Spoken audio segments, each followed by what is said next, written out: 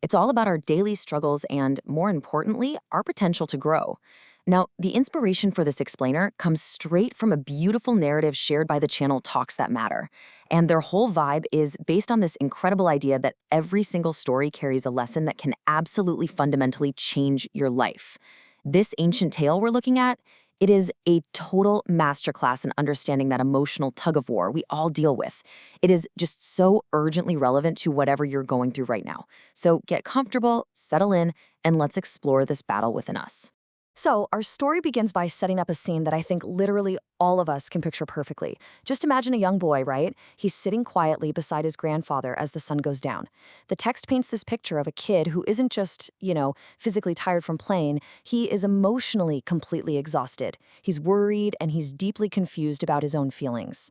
He looks up at his grandfather and asks a question that, honestly, strikes a chord with anyone who has ever felt conflicted. He says, "Grandfather, why do I sometimes feel like two different people live inside me?" I mean, it's such a deeply relatable question, isn't it? That feeling of being totally torn between acting out of pure frustration or acting out of kindness. It's this universal human experience of inner conflict, just perfectly captured in the innocent confusion of a kid. And the grandfather, he offers this gentle yet incredibly powerful response. He just smiles, looks at his grandson, and says, "Because, my child, inside every human being, there are two wolves fighting every single day." Let that sink in. Think about the sheer weight of that internal battle. This isn't just some little skirmish that happens, once a month or once a year. It is a relentless daily war. It's basically the fundamental condition of being human. The grandfather is validating the boy's feelings here. He's saying, hey, you aren't crazy for feeling like two different people, because, metaphorically speaking, there are two very distinct, intensely powerful forces locked in a constant fight for dominance inside you. So, as the boy is listening carefully, the grandfather starts to break down who the combatants are in this internal war. The first wolf, it is entirely fueled by our absolute darkest, most reactive emotions. It's made of that hot anger that flares up the second we feel wronged. It's the jealousy that makes us resent someone else's success, the totally crippling fear of the unknown, that stubborn pride that just refuses to apologize, the bottomless greed, the blinding hatred, and the paralyzing doubt. This wolf is aggressive. It's highly reactive. It literally thrives on chaos and negativity. It is the embodiment of every single time we feel triggered, defensive, or insecure. But here's the thing. This wolf doesn't just exist as some passive feeling. It actually speaks. It has a voice. And according to the story, it whispers these exact, destructive lies right into our minds. It says things like, "You're not good enough. Give up. Hate those who succeed. Take revenge." The text notes that the young boy actually lowered his head when he heard this because, well, he recognized those voices instantly. And let's be super honest here, we recognize them too, right? When you face a setback and that little voice in your head tells you to just throw in the towel, or when someone cuts you off in traffic and you feel this sudden, massive surge of vindictive rage, that is the first wolf howling. It feeds on our insecurities and tries its hardest to convince us that the world is entirely hostile. But thankfully, the grandfather doesn't stop there. The boy's head is down, but the old man keeps going, and the whole tone of the story shifts. He introduces the second wolf. Now, where the first wolf was dark and purely reactive, this wolf is warm, it's grounded, and it's proactive. It is filled with love and kindness. It possesses the actual courage to face that fear from the first wolf. It brings hope right in the face of despair, patience when we just want to rush everything, deep gratitude for what we already have, the humility to keep learning, and an unwavering faith. This wolf, it represents our highest potential. It's our calm center and our incredible capacity for profound good. And just like the first wolf, this second wolf has a voice too, but its whispers are entirely different. Instead of tearing you down, it builds you up. It says, keep going, forgive, help others, believe in yourself. Notice the stark contrast here. When the first wolf tells you to hold a grudge and get revenge, the second wolf gently nudges you to forgive and just let it go. When the first wolf insists you aren't good enough, this wolf tells you to believe in your inherent worth. These are the uplifting, encouraging voices that guide us toward real connection, resilience, and inner peace. They are the exact thoughts that help us navigate our absolute hardest days with grace. When we actually place these two forces side by side, it's pretty wild. We can truly appreciate the sheer magnitude of the conflict. On one side, you've got fear, hatred, and doubt. Basically, these heavy anchors that try to drag us straight to the bottom. But on the other side, you have courage, love, and faith, the sails that catch the wind and actually move us forward. This isn't a battle fought with swords or shields. It is a silent, completely invisible war happening directly inside our own hearts and minds every single moment of every single day. And just understanding that both of these forces are naturally present within us, that's the first major step towards gaining actual control over our lives.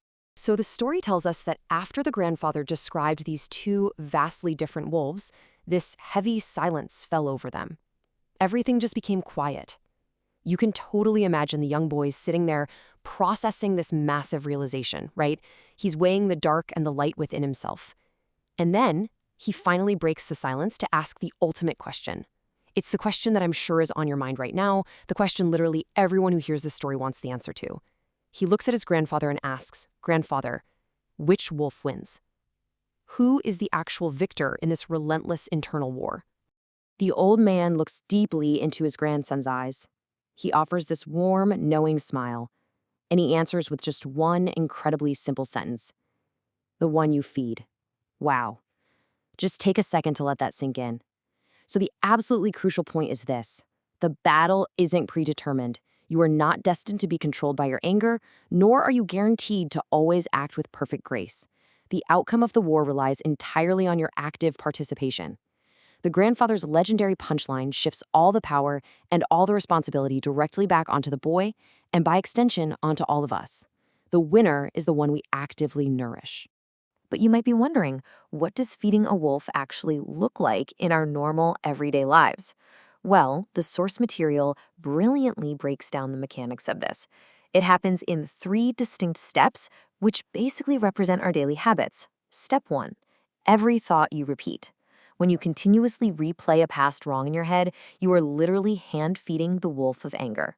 Step 2, every word you speak. When you gossip or complain, you're nourishing the dark wolf. But when you offer a compliment or speak kindly, you're feeding the good wolf. And step 3, every action you choose. The behaviors you engage in solidify which wolf gets stronger. Our daily thoughts, words, and actions are the exact currency, the literal food that sustains these internal forces. And that brings us to what I think is the absolute most empowering part of this entire explainer, the power of choice. If you choose anger, if you lean into the resentment, the dark wolf grows incredibly powerful, and it begins to completely dominate your perspective. But conversely, when you choose gratitude, when you actively look for things to be thankful for, the good wolf grows stronger and much more robust. The text is reminding us that before we complain, before we hate, or before we simply give up, we have to realize that the battle isn't happening out there in the world. It's happening right inside our hearts. And we are the ones deciding the winner, every single day, through the choices we make. The real beauty of a narrative like this is its ability to instantly shift our perspective, which is exactly why we wanted to highlight it in today's explainer, to bring you some inspiration. If this breakdown resonated with you, we really have to give immense credit back to our source today, the channel Talks That Matter. Their core message is that one story can change a life, and honestly, I think this is a perfect example of that. By taking a really complex psychological and emotional struggle and turning it into a simple, incredibly vivid story about 2 wolves, they've given us a highly practical mental framework. It's a tool we can carry with us into literally every interaction and every single challenge we face. So as we wrap up this explainer, I want to leave you with the exact challenge posed by the text. The very next time you feel that internal conflict rising, the next time you're tempted to lash out in fear or, just shrink back in doubt, I want you to pause, look inward, and ask yourself this one incredibly provocative question. Which wolf am I feeding today? Because the reality is, the thoughts you choose to entertain today are going to build the mindset you have to live with tomorrow. The life you live tomorrow depends entirely on the wolf you feed right now. Choose wisely.